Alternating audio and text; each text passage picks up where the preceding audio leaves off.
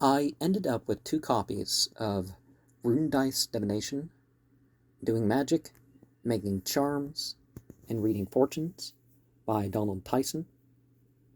And I gave this other copy to somebody who particularly had an interest in Northern European mythology. Now, I don't think he was the sort to think that you can, tell the future through divination, or that you arrange a magical pattern and it has the power. I think we both agreed that talismans was more of the thing. It's a reference, and that reference has power in its use. It doesn't have power in itself. When I got the deck, I myself decided, okay, I'm making rune dice with the wooden blocks that I acquired from a free pile of a yard sale and washed and dried them. And I put things according to the different colors. And it makes I agree with Donald Tyson, it makes a lot more sense that the runes would have been put on dice.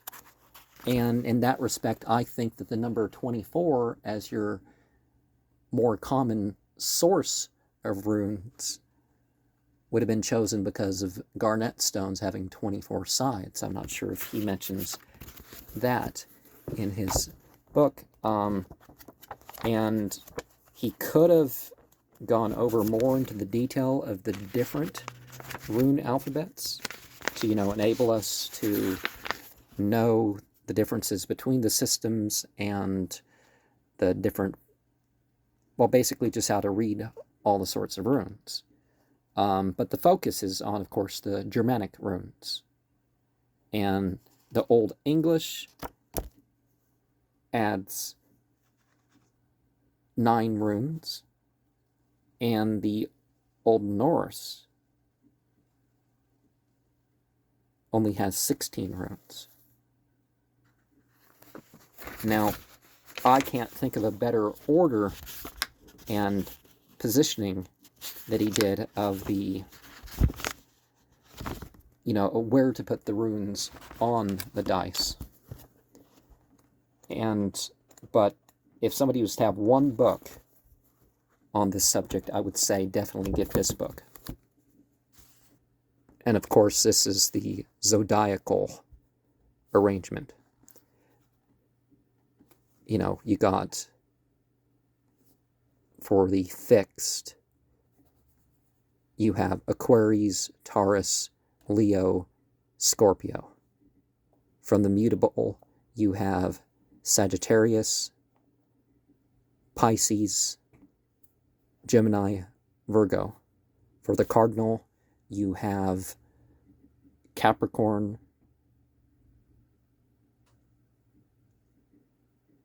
Aries, Cancer, Libra. And I don't remember exactly at the moment what we have listed in these categories.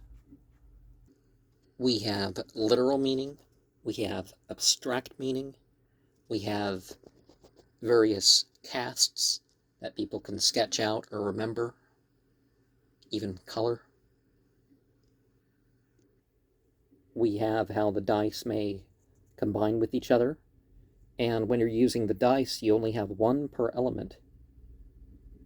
And, the position, the nearest, the farthest, the left, the right, the center, the patterns the runes form, the qualities, the polarities between one rune and the other. We have the planets. I agree the septenary system is the most intense in meaning, but I do think that going beyond 21 paths, between them all and whatever, whatever way we're looking at is probably, more widely usable, but it's not as... Oh, well, I don't think I do understand his reasoning for that. We have references to the myths of the letters, like as if they're gods or god names. We have various ways to consider their symbolism. We have both old and new poems to use to dedicate the runes. Now, if they don't fit your beliefs, whatever, that's perfectly fine. You can come up with your own. And, of course, the story of the runes is that Odin hung upside down on a tree, and, you know, so there was that, you know, that connection to that there. Most don't know, but the runes actually go back tens of thousands of years earlier than we tend to think in the ancient Hyperborean or Slavic lands. Each rune has literal, symbolic, human-like, physical, emotional, mental, spiritual meanings. How it might be favorably placed, unfavorably placed. Brief note of the different sounds. It does talk about the English sound, but it doesn't go into all the English runes. That's my criticism. It should go into the English runes and the Icelandic runes and talk about some of the differences there. Because it talks a lot about respect and using, and like not maybe having the same offerings as you, so you don't have to bleed over everything. Although I'm not sure if that was per se required to operate the runes. There was rune sticks being used. Typically, I think that people would cast runes and stuff without, you know, without drawing the circles, but the circles were like implied in the head. Like cowrie shells, sometimes they're not cast in a circle. Sometimes they're cast otherwise. But divination works because it connects you as like a channel between above and below, and you're thinking of those things, and you can alter your state.